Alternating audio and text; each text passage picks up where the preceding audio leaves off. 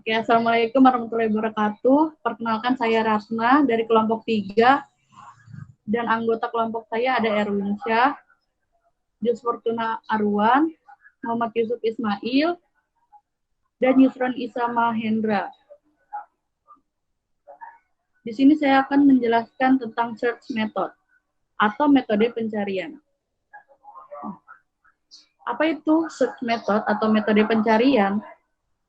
Jadi search method atau metode pencarian itu merupakan cara untuk menemukan informasi yang dibutuhkan secara efisien dan efektif untuk menjawab pertanyaan penelitian yang dilakukan.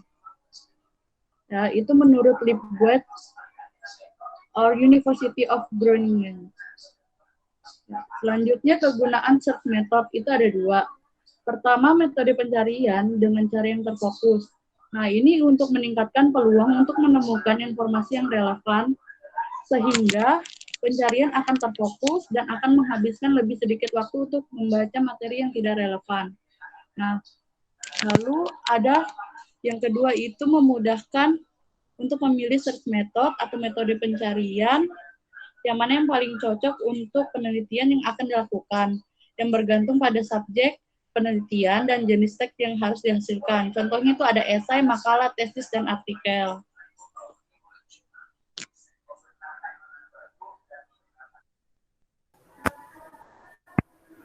Selanjutnya, berdasarkan informasi sejarah literasi Leibowitz, terdapat dua metode, yaitu yang pertama snowball method dan peer-growing method.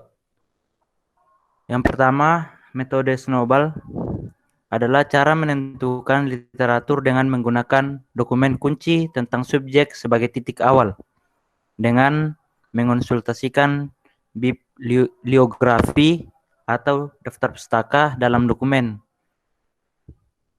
dalam buku atau artikel jurnal, untuk menentukan judul lain yang relevan tentang subjek penelitian, sehingga dapat menentukan judul yang lebih relevan. Yang kedua, peer-growing method atau metode ini melibatkan pencarian di smart chat atau database, termasuk database perpustakaan, menggunakan istilah subjek. Lihat hasil pencarian awal dan coba menentukan istilah pencarian yang lebih baik.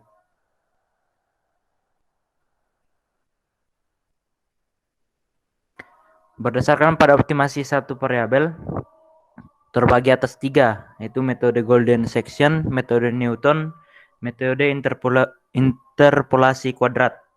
Yang pertama, metode Golden Section, yaitu salah satu cara atau metode optimasi numerik yang dapat diterapkan untuk fungsi yang bersifat unimodal.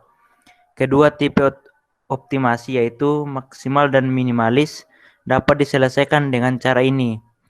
Golden Section method merupakan metode optimasi satu variabel yang sederhana dan mempunyai pendekatan yang mirip dengan metode bisection dalam penentuan akar persamaan tak linear. Yang kedua, metode Newton. Metode ini menggunakan pendekatan yang sama dengan metode Newton dalam penentuan akar persamaan tak linear. Yang ketiga, metode interpolasi kuadrat, yaitu metode interpolasi kuadrat dapat digunakan untuk melakukan optimasi secara numerik.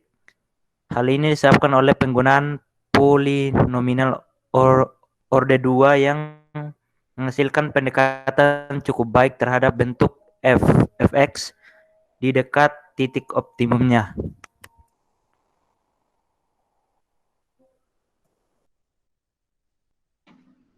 Baik, selanjutnya ada contoh aplikasi search method. Yang pertama ini metode pencarian.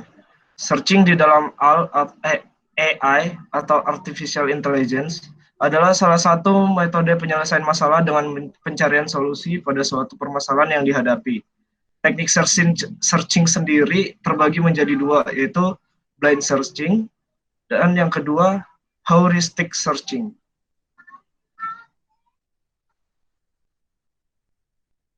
Oke, yang pertama blind searching. Nah, blind searching di sini adalah model pencarian buta atau pencarian yang tidak memiliki informasi awal. Model pencarian ini memiliki 3 ciri-ciri utama, yaitu satu, membangkitkan simpul berdasarkan urutan. Kalau ada solusi, maka solusi akan ditemukan. Dan yang ketiga, hanya memiliki informasi tentang node yang telah dibuka atau node selanjutnya yang tidak diketahui. Brain searching sendiri dibagi menjadi 3 macam, yaitu yang pertama BFS atau Breadth First Search. Breadth First Search yaitu model pencarian yang memakai metode melebar untuk mencari hasilnya. Metode BFS ini menggunakan teknik pencarian persoalannya dengan cara membuka node atau titik pada setiap levelnya. Lebih jelasnya dapat dilihat pada gambar di samping ini. Dalam persoalan pada gambar di samping, urutan node yang dilalui pada pencarian BFS adalah yang pertama itu A, B, C, D, E, F, G, lanjut ke H, dan seterusnya, seperti gambar di samping.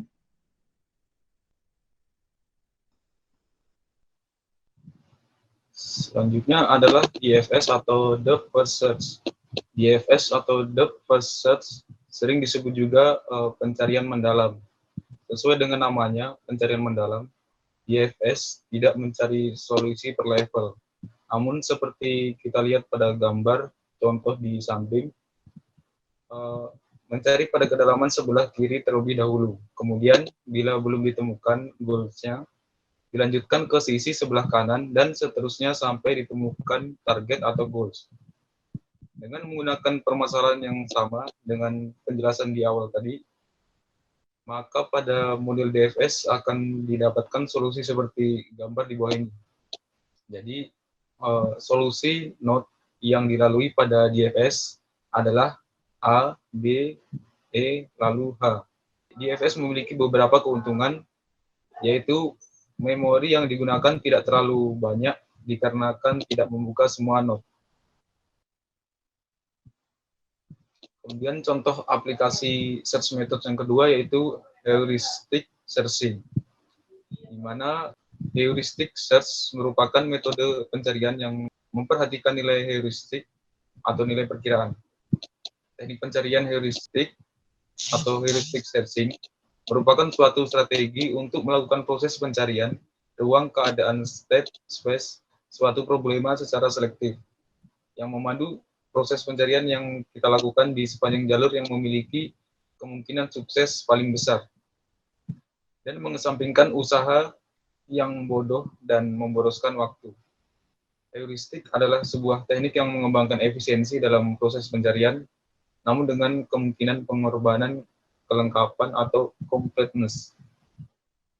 Heuristic search memperkirakan jarak melalui goals yang disebut dengan fungsi heuristik, di mana fungsi heuristik ini digunakan untuk mengevaluasi keadaan problema individual dan menentukan seberapa jauh hal tersebut dapat digunakan.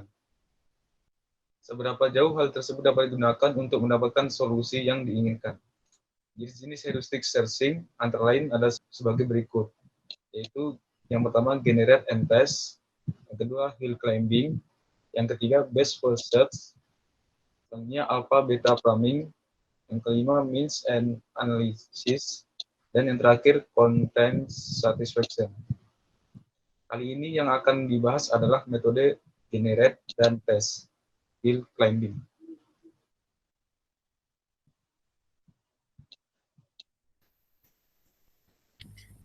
Ya baik, saya lanjutkan. Di sini 2.1 generate and test. Nah, di mana itu yaitu strategi bangkitkan dan uji, yaitu generate and test, yaitu merupakan pendekatan yang paling sederhana dari semua pendekatan yang akan dibicarakan.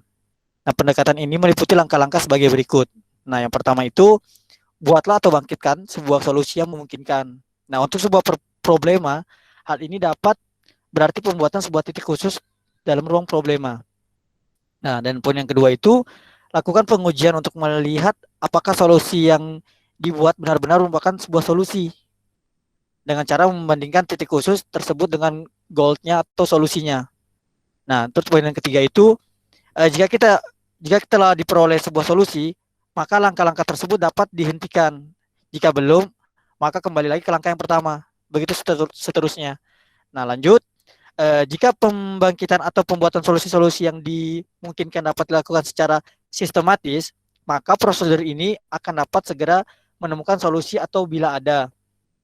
Namun, jika ruang problema sangat besar, maka proses ini akan membutuhkan waktu yang sangat lama. Nah, metode generate and test ini memang kurang efisien untuk masalah yang besar atau kompleks. Nah, 2.2 itu yaitu hill climbing. Hill climbing ialah mendekati bukit. Merupakan salah satu variasi metode buat dan uji atau generate and test, di mana umpan balik yang berasal dari prosedur uji digunakan untuk memutuskan arah gerak dalam ruang pencarian atau search. Nah, dalam prosedur buat dan uji yang murni, respon fungsi uji hanyalah ya atau tidak.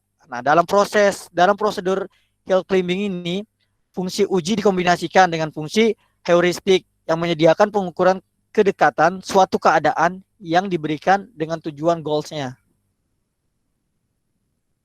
Ya, sekian presentasi dari kelompok kami. Kamsahamnida, kurang lebihnya kami mohon maaf. Assalamualaikum warahmatullahi wabarakatuh.